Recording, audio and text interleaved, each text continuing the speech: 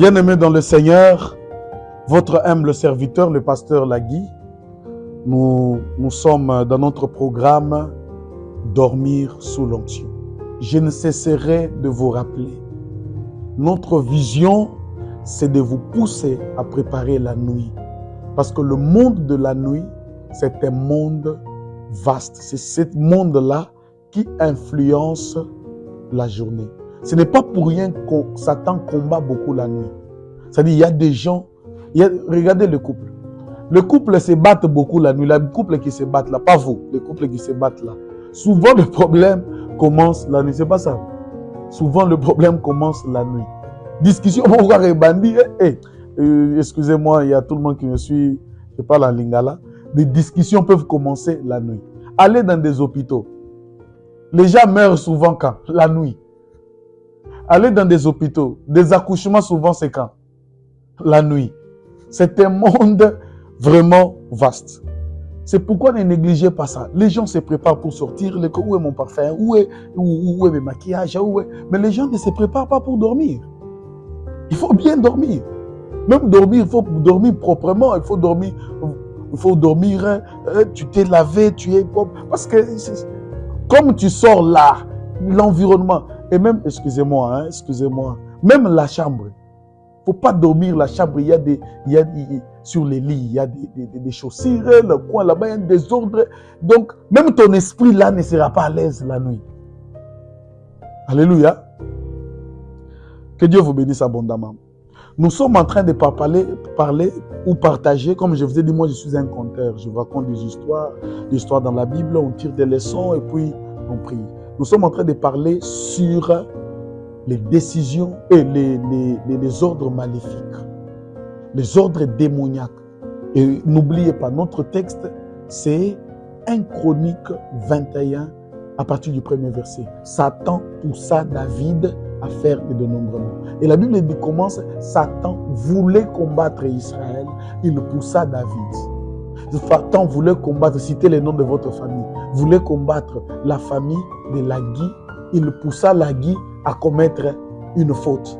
Il poussa David, il poussa Lagui à faire telle chose. C'est-à-dire, tu poses un acte et c'est t'auto-détruit. Vous comprenez? Maintenant, nous sommes allés. Quelles sont les choses que Satan utilise? Le mécanisme qui le permet de donner des ordres à notre esprit, à notre âme, à notre sens de décision, notre sens de choix, notre comportement, nos actions. Il utilise un esprit qu'on appelle l'esprit d'envoûtement. Il envoûte d'abord ton esprit, il envoûte ton âme, il envoûte ta maison, il envoûte ton travail, il envoûte ta relation. Comme la Bible dit, Satan entra en Juda, il l'a envoûté, Juda est allé vendre Jésus. Maintenant, quelles sont les choses que cet esprit d'envoûtement utilise? Première chose, c'est la parole. La parole, je vous dis, c'est un élément d'envoûtement que vous n'avez pas l'idée.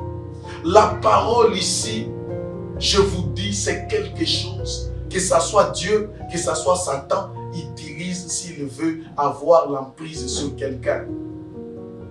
Imaginez-vous, Dieu voulait prendre la forme humaine et venir sur la terre. Il a d'abord déclaré cette parole, on l'a écrite. La parole a été écrite. Une vierge enfantera. Cette parole a commencé à planer et cette parole cherchait quelle est la vierge qui va enfanter. La parole. Et je vous ai dit, la parole, c'est beaucoup de choses. La pensée, c'est la parole. L'écrit, ce qu'on a écrit, c'est la parole. Et maintenant, nous sommes en train de parler sur la parole déclarée ou la parole proclamée. Le monde satanique, le monde de la sorcellerie aime la parole déclarée, la parole proclamée. C'est là que je vous dis, un serviteur de Dieu souffrait beaucoup. Il souffrait vraiment beaucoup. Et un oncle les a pris dans une de ses parcelles. Il a beaucoup d'argent. Il a beaucoup de parcelles. Il les a mis dans une des parcelles. Il était jeune, écolier, il n'est pas étudiant. Il était tout petit là, il n'était pas encore serviteur de Dieu. Un jour, il trouve dans la parcelle, l'oncle est en train de circuler. Et il appelle Louis. Toi, viens ici. Petit, viens. Et tu sais que dans ta vie, tu ne construiras jamais une maison. Tu sais ça? Tout petit, une voix lui dit, n'accepte pas ça. Il dit à son oncle, s'il te plaît mon oncle, moi, je construirai des maisons. L'oncle était fâché. Pourquoi tu m'as dit ça? Il fallait te taire. Il dit non oncle, moi, je construirai des maisons. L'oncle était dans l'occultisme. Il a trouvé que l'enfant avait une grande étoile. Il a voulu envoûter l'enfant par la parole. Même au travail, n'acceptez, analysez toutes les paroles qu'on déclare sur vous. Habia, mon cher, toi, mon cher, tu es Yosa Moutabassi et Délé. Non, dit non, moi je ne suis pas un homme à femme. Ah, ton visage ici, toi, non, tu es un aventurier. Même en blaguant, je ne suis pas. Maintenant, la parole déclarée prend toujours cher. Ce qu'on a dit sur toi, ça prendra cher. Et je vous ai raconté l'histoire d'une maman. Cette femme-là, elle vient voir un pasteur. Elle dit à ce pasteur, le pasteur, j'ai un problème. On m'a dit que toi au moins, tu es un pasteur sérieux. Parce que dans notre génération, trouver un pasteur sérieux, c'est pas facile. La compromission a atteint une proportion extraordinaire. Et quel est le problème? Il dit, pasteur, j'ai un problème. Tout homme qui me croise, il couche avec moi. Tout homme qui me croise, il couche avec moi. Mon beau-père, avant de mourir, il a couché avec moi. Les deux amis proches, des amis intimes à mon mari, ils ont couché avec moi. Mon chef au service a couché avec moi. Et la femme me dit, je suis allé voir un féticheur pour m'aider. Je me suis dit, qu'est-ce qui m'arrive? Le féticheur, avant de faire des cérémonies, il a couché avec moi. Il dit, pasteur, je suis allé voir un psychologue. Le psychologue, avant de commencer, dans son bureau, il a couché avec moi. J'ai vu déjà 7 pasteurs. Ces 7 pasteurs ont couché avec moi. Le pasteur dit, c'est vrai, a fait des pas en arrière. Donc, et le pasteur, une pensée lui monte. Il déclare, mais moi, je ne les ferai pas au nom de Jésus. Et cette parole a bloqué cet esprit d'opérer. Et il dit, pasteur, ce qui me fait mal, aujourd'hui, je couche avec mon fils cadet. Avant de coucher avec lui, je mets la musique gospel. Je ne sais pas ce qui m'arrive. Et dans la délivrance de cette maman, dans sa délivrance, l'esprit, c'est une sirène des eaux. Et cette sirène dit, quand on l'a mis au monde, sa grand-mère est venue la laver à la maternité. Sa grand-mère a mis des tisanes, je ne sais pas, de l'herbe dans le bassin. Et sa grand-mère a déclaré, je t'ai dit, tu seras la femme de tout le monde. Elle a soufflé sur elle. Cette parole, en disant que tu seras la femme de tout le monde, cette parole, c'est celle qui agit, qui m'a introduit. La parole déclarée transporte des esprits. La parole ici, là, il n'y a pas quelque chose qui transporte des esprits comme la parole. C'est pourquoi la Bible dit, mes paroles sont esprit et vie. C'est un principe. Chaque parole transporte des esprits. C'est pourquoi annule toute parole déclarée. Si tu as écouté, et même une parole déclarée que tu n'as pas écoutée, cette femme, elle était bébé, elle n'a pas écouté. Bon, elle a écouté, mais elle n'était pas consciente. C'était inconsciemment. Donc, une parole déclarée, proclamée, consciemment ou inconsciemment, peut transporter des esprits, peut transporter des situations, peut transporter des événements, peut transporter des maladies, peut transporter beaucoup de choses. La parole déclarée peut transporter un divorce. La parole déclarée peut transporter beaucoup de choses. beaucoup de choses. Alléluia. Beaucoup, alors beaucoup de choses. Maintenant, qu'est-ce qui fait la force de la parole déclarée? Est-ce que c'est toute parole déclarée qui agit? Non.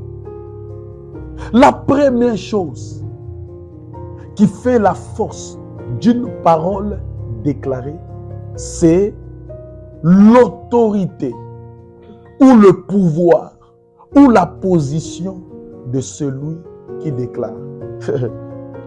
Écoutez mes amis, tout le monde n'a pas la même position spirituelle, n'a pas la même autorité, n'a pas le même poids spirituel.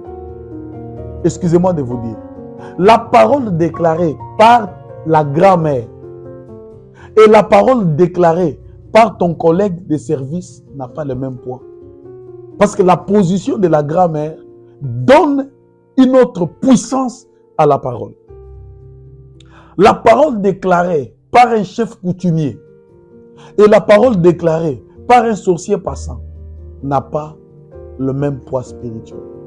Il y a des gens dans leur famille, un chef coutumier était venu à déclarer une parole et cette parole a une autre dimension, a un autre poids spirituel. Qui a déclaré une parole sur votre vie? C'est qui? C'est qui? Il y a des gens, c'est lui qui a déclaré la parole. C'est pourquoi dans la Bible, Jacob déclare une parole sur Ruben. Il dit Ruben n'aura pas la prééminence. Pratiquement, il l'a maudit. Il n'aura pas la prééminence. Il bénit tout le monde. Mais il dit Ruben, toi, tu n'auras pas la prééminence. C'est lui qui est venu annuler cette parole sur Ruben. C'est un homme Dieu, Moïse. Il dit que Ruben vive, que son peuple soit nombreux. Écoutez mes amis, ce n'est pas tout le monde qui peut annuler une parole proclamée. Parce que tu ne sais pas, c'est lui qui a déclaré ces paroles. Même dans le monde ecclésiastique, nous tous, nous sommes des pasteurs, nous tous, nous pouvons citer le nom de Jésus. Nous tous n'avons pas la même position, n'avons pas le même poids spirituel, n'avons pas le même mandat.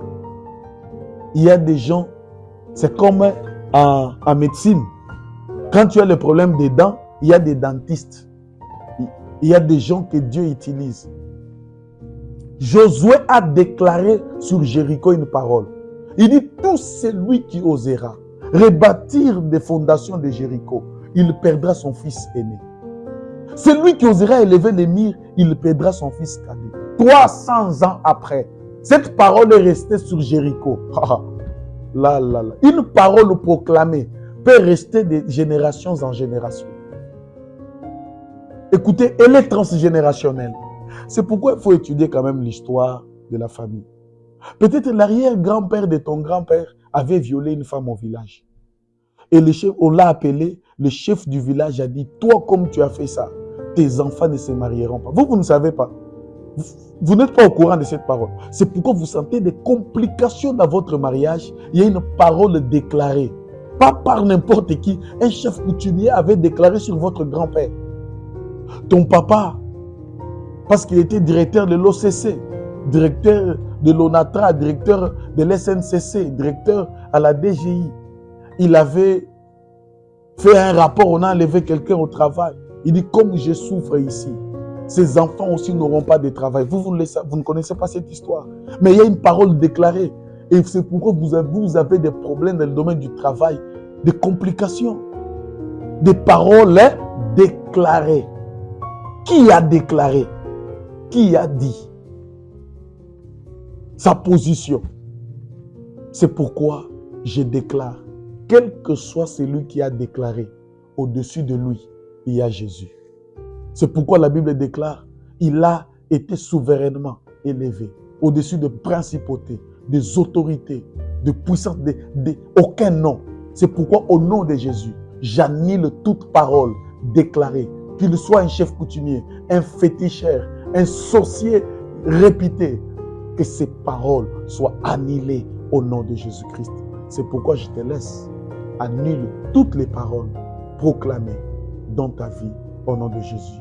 Amen. Que Dieu vous bénisse.